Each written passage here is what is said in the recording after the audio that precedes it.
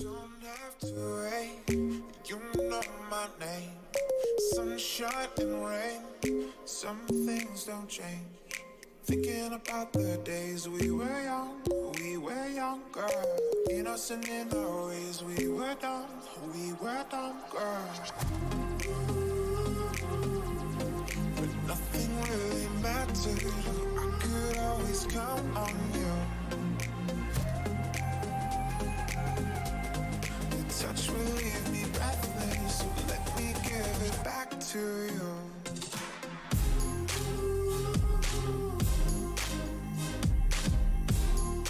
I could always count on you.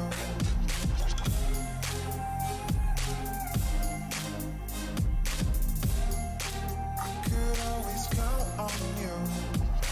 Don't have to wait, you know my name. Sunshine and rain, some things don't change. Thinking about the days we were younger. Innocent in our ways, we were dumb, girl.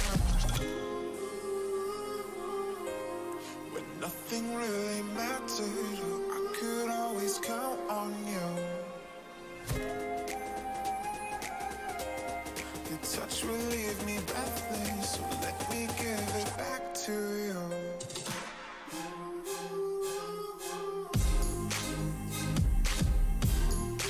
I could always count on you.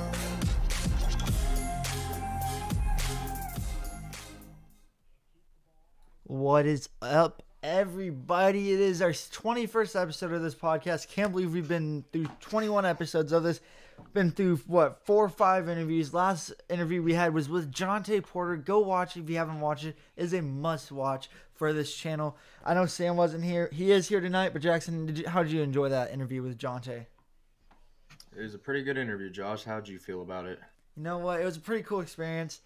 Something I do want to play for you guys is Jonte left you guys a little something for everyone that's been listening to us recently.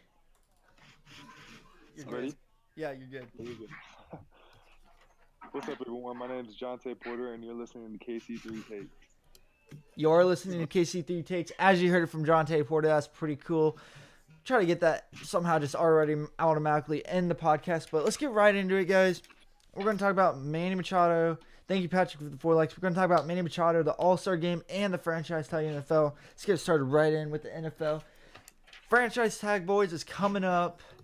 Who are name 2 teams that will use their tag on who it will be, but do not use a Chiefs player. Let's make it interesting here. Jackson, we can start with you. I'm gonna look up some of the guys that are on the some of the guys that are considered for it this year. Don't think that the Texans will franchise tag Jadeveon Clowney. I think they're going to give him a big deal. I could potentially see DeMarcus Lawrence getting tagged yet again. Man, I mean, there's just not a ton of scenarios right now that I'm seeing it. Jadeveon Clowney had 1 good year. He was injured the last 2 years. That's all I'm saying. I'd say the 2 I think will get franchise tagged will be Robbie Gould, the kicker from the 40, and DeMarcus Lawrence from the Cowboys. All right, Sam. Oh yeah, Sam's here, guys. Forgot it. Yeah. Sam. No. It's all good. All right. So I kind of jotted down a few notes on who I think could be potentially franchise tagged. The San Francisco 49ers will be tagging Robbie Gould after he basically said, I'm not staying in San Fran. He basically made it clear, at least in how I saw it, that he wanted to leave San Fran and go to Chicago for financial stability. But San Fran's basically no, you're not going to leave us. We're going to tag you. And there's kind of backlash because, why would you tag a kicker? But I think it's a good move for San Francisco. Then I've heard a little potential the Steelers may place a possible tag on Lev Bell. I'm not sure if it's a franchise tag. It'll be a transition tag that I heard. So then they have the rights to trade him, which is big. Yeah. It's close enough to a franchise tag. We'll just include that. And then Landon Collins, from what I've heard, will most likely be franchise tagged by the New York Giants. So those 3 big names that will have tags placed on them possibly. I think Clowney will be tagged. I say you give him one more year, and maybe he does really good in the first half. So then they realize it wasn't just a contract year for him, and then you give him his big contract in the middle of the year. That would work out well. And I also do think Landon Collins will get the franchise tag. There's not much to talk about football. We're gonna go into MLB. There was some huge news. Manny Machado, of course. Yeah. How are we gonna skip over the Chiefs tagging D Ford? I mean, we all know that's gonna happen. It really hasn't happened yet. Chiefs are gonna tag D Ford. Yeah. I thought everyone would already know that. KC podcast. How are you gonna go over that? I thought everyone would already know that. My bad. But anyway, I reported that like 2 weeks ago. Yeah. Sam was on it here first, okay? If you guys really want to get the inside scoop, go follow Sam at Chiefs Chaos. But going back to it, MLB news, we finally have a superstar signing with the Padres. I know, right? $300 million, 10 years. Manny Machado is now a Padre. Is that much? For $300 million in 10 years for Manny Machado, is that shocking? Yes. But you go ahead, Jackson. I'll give you the spotlight. I want to hear what you have to say on this. I mean, it's not shocking to me because I knew that a team would be stupid and throw out a bunch of money at him. This is a guy that's a terrible teammate, admits he doesn't hustle. Yes, he's good. Like, it's undeniable. The dude is amazing. He hit 37 home runs last year, hit 297, over 100 RBIs. He's a really good player. But there isn't a player in the major leagues, scratch that, any sports league, that I would be willing to give a 10-year contract. So much can change in 10 years. Like, I hope this doesn't happen, trust me. But if he gets hurt the very first year of this, they owe him 9 more years. Of $30 million. Yeah, and that's, I mean, you just saw what happened with Albert Pujols. Basically the same thing. Yes, he was a little older, but I think it's a terrible move by the Padres because, A, they are 10 of the top 100 prospects. So, I mean, they were already going to be great. And now I hear that they're trying to go after Harper, which I'm like... It's out of contention. That just came in. That is out of contention now. Out of contention now. Well, I mean, still, I don't know. They made a $144 million mistake last offseason, and I feel like they were just trying to cover that up this offseason. I was about to say something real quick, Sam. That is true. Almost $450 million on 2 players. 2 players. I don't even know if the Royals have that much money in total. No, definitely not even close. We don't even have David Price's current contract is more than our entire team combined. David Price, which is kind of a little funny. That's exactly, which is stupid. Okay, but Sam, do you think it was shocking? $300 million. I mean, I found it. I mean, at least I found it shocking. I mean, I wasn't expecting it. I just didn't quite see. I didn't know the Padres were most likely going to land either Machado or Harper, but I was not expecting $300 million for 10 years. I mean, you have to keep in mind that's 10 years of locker room drama. 10 years. I mean, that guy could have a huge drop off. And I mean, you have to look at last offseason. Eric Hosmer, who signed there off of a championship contending team, had a huge slump and had a huge drop off. And so, I mean, they would be praying that Manny Machado comes out and puts up MVP numbers, because you give him that guy a $300 million contract, he'd have to put up big time numbers. And I just kind of find it weird that the Padres would make this move, because they're not even on the brink of contending. They're just kind of like in the rebuilding process. It'd be like the Royals going out and signing like Machado or Harper. I just don't think it makes sense for the Padres. I think it was a really bad move for them to shed out this much money. And I think they're going to be in salary cap jail, and I think they're going to become worse from this move. I totally agree with that. If anything, like you said, it's going to be worse. Padres, they're going to realize what they did. 10 years is way too long. I think the max should be like 5 years. I mean, yeah, 10 years, yeah. I mean, if you sign a player to 10 years, they better be 21 or younger. 10 years is way too long if you're older than 21. That player's 10 years is way too long, period.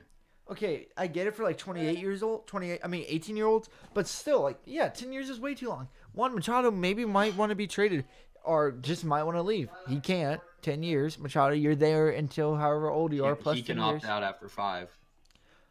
Still, 5 years. It's a long time. He wanted this. He wanted a long-term deal because of exactly what happened in this free agency. struggled to get a deal done, and he doesn't want to hit the open market again for a long time. All right, and okay, so going back to some free agent, there's still one more huge free agent out there, and that is Craig Kimball. I mean, we all know his name, Bryce Harper. Sorry, guys, all people that are asking for way too much money. Jackson, when do you think Bryce Harper is gonna sign? I said it on a podcast not too long ago. I thought they would both sign before the 20th of February. I got one. Unless Harper makes his decision before midnight tonight, I'm going to be wrong. But I do expect Harper to sign really soon. I think within the next 7 days. It's sounding like he's getting closer to a deal. I expect it to be with the Phillies. I expect him to get 10 years, $330 million. I've been hearing from Buster Only and Ken Rosenthal that the deal is supposed to exceed Giancarlo Stanton's deal, not in years, but in salary. So, yeah, I totally expect him to be, even if he's not a Philly, I don't know where he'll go, but I expect him to sign in the next 7 days. I agree. I think it's probably even before. I mean, it might be. I think it's going to be by the end of this week. That's very possible. Sam, when do you see Harper signing? Well, due to basically, everyone else in free agency is waiting on Machado or Harper to set the table. So now that Machado set the table, I do expect Harper to sign in the next 3 days, and I expect him to sign with the Phillies. So we're all. I say Phillies, but we're all doing it. It just We're sounds. I'd say, if it's not the Phillies, I honestly have no idea who it'll be. Same, I agree. Like, to me, there's no other team out there right now that I think makes any sense for him. I would agree with that. The Nationals, that would be. But he already said no. So if I was the Nationals, I'll say, all right, bye, have fun wherever you go for 10 years. We just offered you. The Nationals ain't sweating it. They got Robles and they got Juan Soto. potential. They're fine. And Bryce Harper hit 249 last year. Like, let's chill out. Yeah. All right. So we're gonna go into the NBA, guys. There's not that much whenever we're in the off season for 2 of the 3 sports we talk about.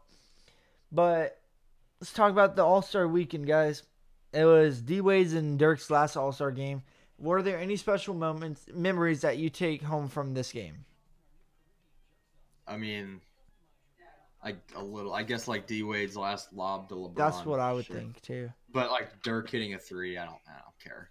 I really don't care.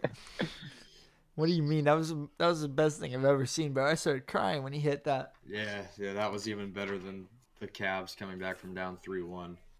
Sam, did you take anything special from this game?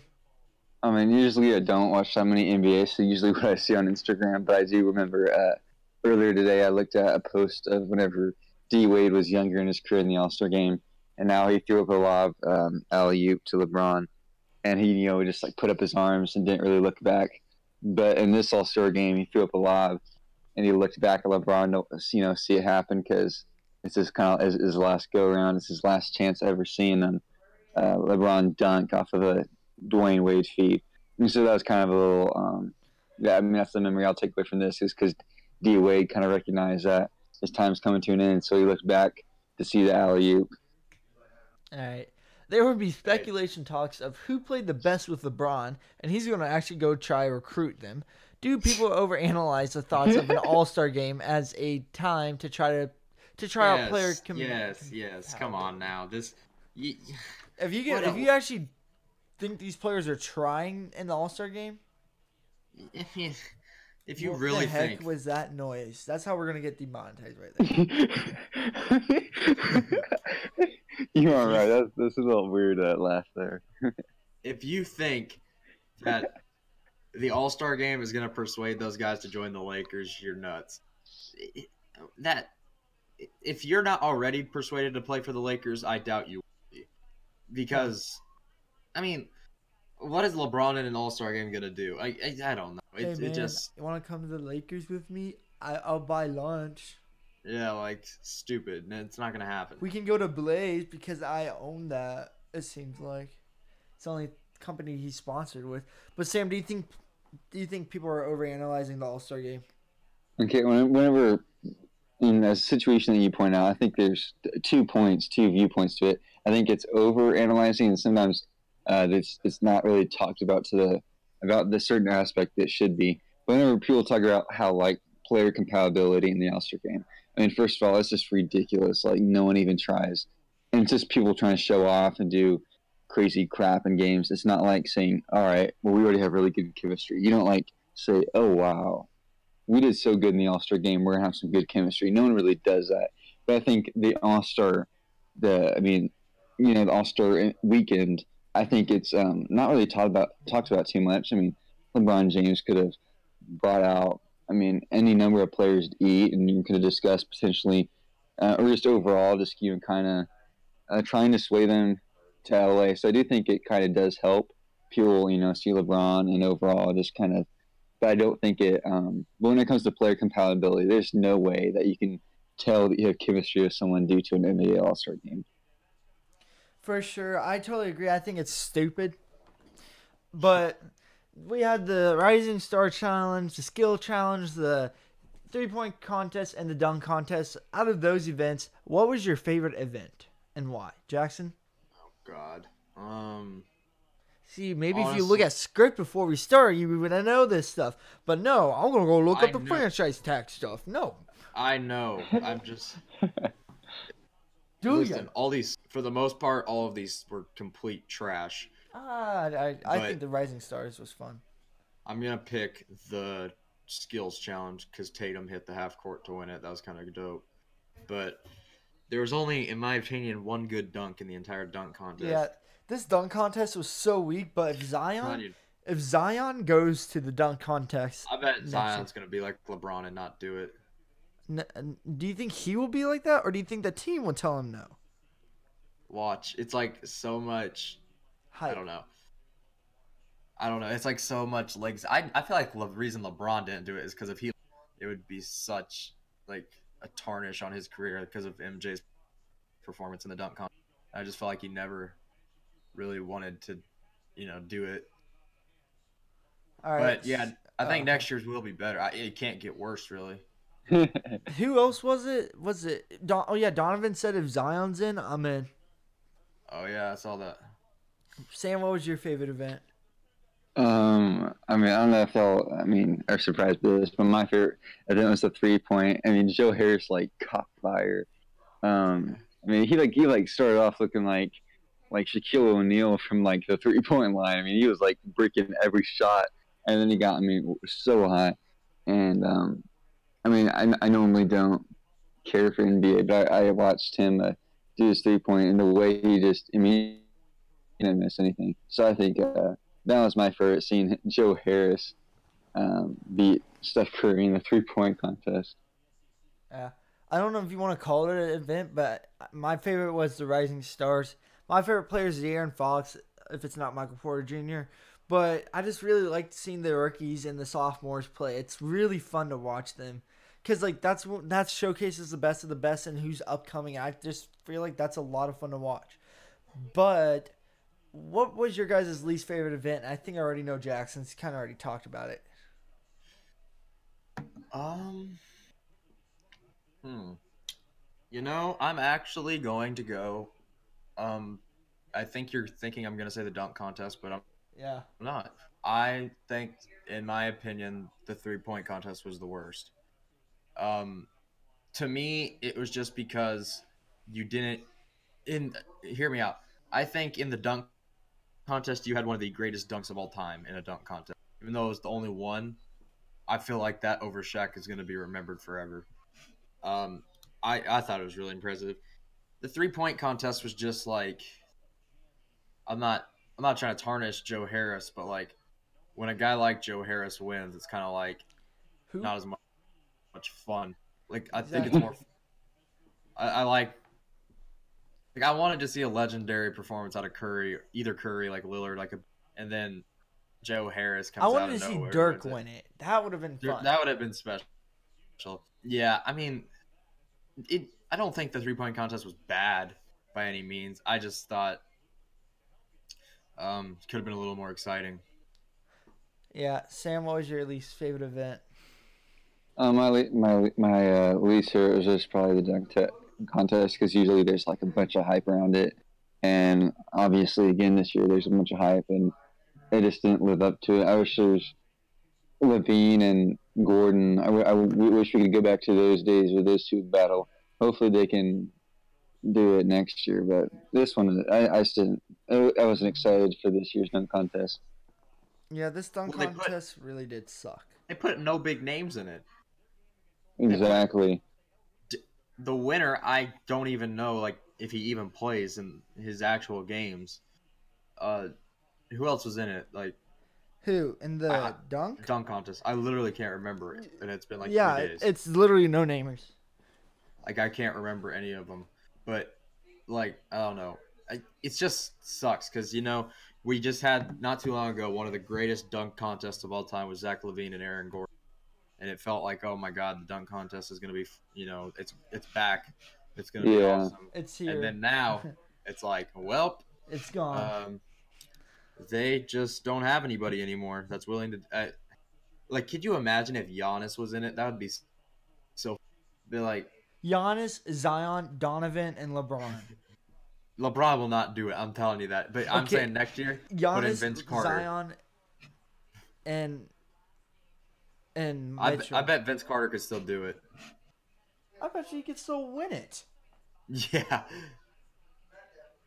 But yeah, my least favorite event was probably the dunk contest because, like Jackson said, who won? I don't even remember the dude's name who won. Neither do I, to be honest. I just know he's from the Thunder. Sam, you should know. He's from the Thunder. It's like Diallo, or how I'm probably saying that. Oh, so Diallo. Yeah. But like, who was he going up against? Like, I literally forgot who he was going up against. What's his name from the Knicks? Hardaway, the Dennis Smith Jr. Yeah, that's all I know. Like, it's probably trash if they have a point guard in the dunk contest, unless that dude is on something special. Yeah. All right. So, what else can be done for the NBA to make the All-Star Weekend even better? Because I mean, I wouldn't even say there's anything they need to do differently. I think they just need players to interact. I think they need a better cast for a dunk contest, but other than that, I think they do a great job. I like it. Sam? I think all their events are there. Sometimes the participation by the players. I think if the NBA was willing to possibly we'll pay Levine and like a certain bonus if they play in the dunk contest. We'll pay blah blah if they participate in this or that. We kind of throw in little bonuses. Huh? It's kind of what Kuzma said whenever they said, "How's this win feel when Team USA won the Rising Star Challenge?" He's like, "Well, it feels pretty good. I got $25,000 more to spend because that's our bonus." Yeah. Yeah, I think they should get. I mean, like $25,000 is like pocket change for those guys, to be honest. So I'm not surprised Kuzma even cared about that. But like, I think people would pay big money. People would be flocking to their TVs to watch a Levine and Gordon rematch. And so I think, and then add Zion. Just think about that. Yeah, like insane. So it's like to get what the NBA fans want. And I don't know. I don't want to sound weird, but almost like force the guys to participate. And, like put it in their contract or do something to where they got to participate in the dunk contest. Because I just think Adam Silver can do a better job of getting more views out of this. I think the celebrity NBA All-Star Game was hilarious with that small dude running around. I hate it. I hate the celebrity All-Star event. So stupid. I like the small man was running around. All right. So, which team needs to make the biggest push for the remainder of the 25 games left? And do not say the Lakers, because Jackson, I already know that was your answer. Well, it's the right answer. Well, you're going to have to come up with a different right answer. Well, that's the right answer. I can give you one right now. Okay, you can go first. The Pacers. Please. They need to play good if they want to stay in this playoff game. Please. You sound like Stephen A. Smith right now. In this league, you cannot lose your best player and win. It's impossible. No, I'm saying just to stay in the playoffs. They'll be in the playoffs. They already have like 39 wins. That's good enough in the East. I'm telling you this right now. If they lost out, they would make the playoffs in the East. But I bet I really do think they could. I'm gonna look at the record right now. 38-20. If they went 38-44, I bet they could get the 8 seed. How many games does the 8 seed have right now? Right now, the 8 seed is 26-30. It's Pistons. So they would How have is to an win. under 500 team in the playoffs? That's what makes me so mad about the NBA. Hey man, I want to see a 1 through 16 seed playoff. I mean, kinda. That would be more I don't know. interesting. It would like ruin a lot of tradition though. Like I feel like if you were to change it, you could be like, you could never compare players again. You could be like, well, he doesn't even have to compete in a conference. Like when this dude was playing, he had to play in the Western Conference when they had the Warriors and the Rockets, and and I feel like it would kind of ruin some things. Yeah, Sam, what team do you feel like needs to push the most? Well, I don't know if it's necessarily push the most, but it's kind of like wake up a little bit. I think the Nets are have kind of really struggled recently. Not necessarily. I mean, they have struggled without a Dinwiddie in their lineup, and overall, it's just. I follow lots of Nets pitches. Like that's probably the second most team I'm knowledgeable about the NBA, and I just see. I mean, overall, their post defense is terrible, and not saying they're gonna miss the playoffs because I mean currently they're one game over 500. So if they drop some, I mean they could maybe possibly slide out. I doubt they'd even at worst they'll drop to the 8 seed, but they need to wake up if they want to be a competitive 8 seed because they're terrible post defense, and I mean they're just garbage without Dinwiddie, and so overall they just kind of need to wake up. Not really. I don't think they're going to slide right out. 1 game over 500. They're 30-29. No, what seed? The 6. The 6 seed. They're 2 games away from the 7, and they're 2.5 from the 8. Okay. Yeah, and they're not going to catch the Sixers, but they could, I mean, possibly drop down below the Hornets, but they have to go on a real cold streak. But I mean, it's just one of those situations where they need to. They have to be able to compete without Dinwiddie. Dinwiddie isn't really even a star. I mean, he's just like a nice piece to have. So it's kind of startling to see them struggle this much without Dinwiddie in the lineup. Gotcha. So let's go. All right. Oh, whoa! You never asked me. Well, okay. Jackson got his and I can't say the Lakers, right? I don't want you to say the Lakers. Fine, I won't. Well, the next best answer, in my opinion, because they have probably the most talent out of a team. Who? It's not the Timberwolves. Okay. Jackson, they're in like 12th place.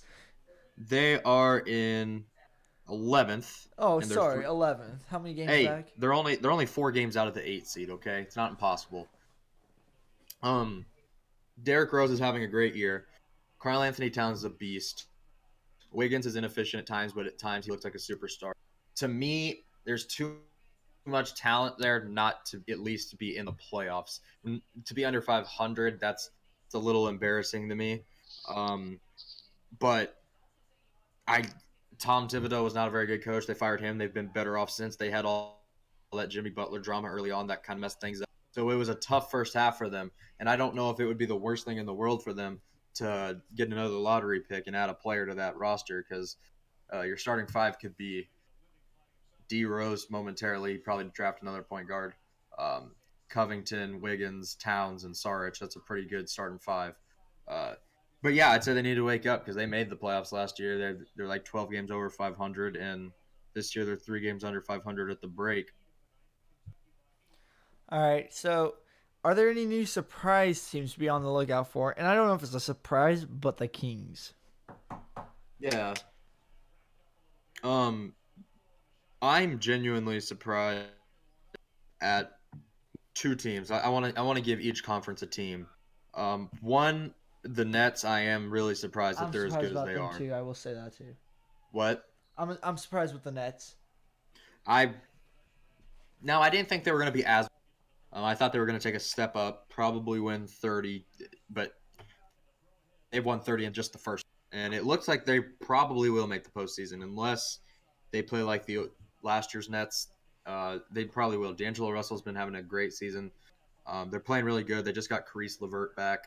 I think they've surprised me a lot. And then in the Western Conference, you hit on the Kings. I don't want to say them. I don't want to duplicate that. To me, it's the Thunder. I know that they were good, and I know that they're The a playoff third team. seed. I know that coming in, people are like, well, duh, they're a playoff team. Duh, they're going to be good. But I didn't understand that Paul George could play this well. Okay, And isn't Paul George in the playoffs a totally different person? I'm just saying, to me, this has been a shock to how good they are because they started off. I'm pretty sure they started off pretty rough. Oh yeah, we did. Yeah, and so, but I mean, man, it's when you look at that lineup, it's probably second or third best in the West. You have Wynn healthy, Westbrook, Roberson, Paul George, Steven Adams, Dennis Schroeder. I'm missing guys too, and I mean that's a really deep lineup, good players. And so I did expect them to be good, but the way that they've been playing recently is really shocking to me. Uh, and if they are the 3 seed again, were they the 3 last year? I want to say they were. It's whatever. Who's the But right seventh? now, but right. Well, no, they played the 6. No, I know. Who's the 7th right now? The Spurs are the 7. That's the But- team you need to watch out for, too. Eh. Okay, Honestly, though, that would be right now. It's Denver and San Antonio. and that's in an the first upset. round. That's an upset. That would be a fun first round. It would. Young. because and then you have the Jazz in a rematch with the Thunder if it ended right now, which would be really good. But to me, as long as Russell Westbrook doesn't take shots away from Paul George in the postseason, now I feel like they're a better team. I feel like they can make the Western Conference. All right, Sam. Yeah, I am. I mean, I can't really. Like again, as y'all know, from if you listen to, I'm not the most educated regarding the NBA, but yeah, I do. Just say the Thunder. I am surprised by Paul George's performance, and then of course the Nets. They've been a surprise team, so I can't really. I'm just basically echoing Jackson. I think what he said was right on. Is kind of in the direction I was going. All right, sorry. Paying attention to the Mizzou game. It's going to be a short episode tonight, boys. Not much going down. I hope Saturday we have some breaking news when Antonio Brown getting traded. Hopefully, it won't happen until March 15th, but I hope we get something good going here. Let us know who you guys want to interview. We did have some stuff lined up that's not working out, but we might get some Chiefs players on. Might try to get some Royals players on. Let's just like the video, subscribe, guys. You guys have been being really good with subscribing lately. Really do appreciate it. Go follow Sam at Chiefs Chaos, Jackson at Royals.Kingdom. Go follow me at FineX Graphics, and go follow our Instagram, KC3 Takes. Go follow all those accounts. Other than that, guys, you got anything to say? No, thanks for watching. Can spread this out to your friends. Jackson? No, I don't got anything to say. All right, other than that, guys, peace out. Have a good one.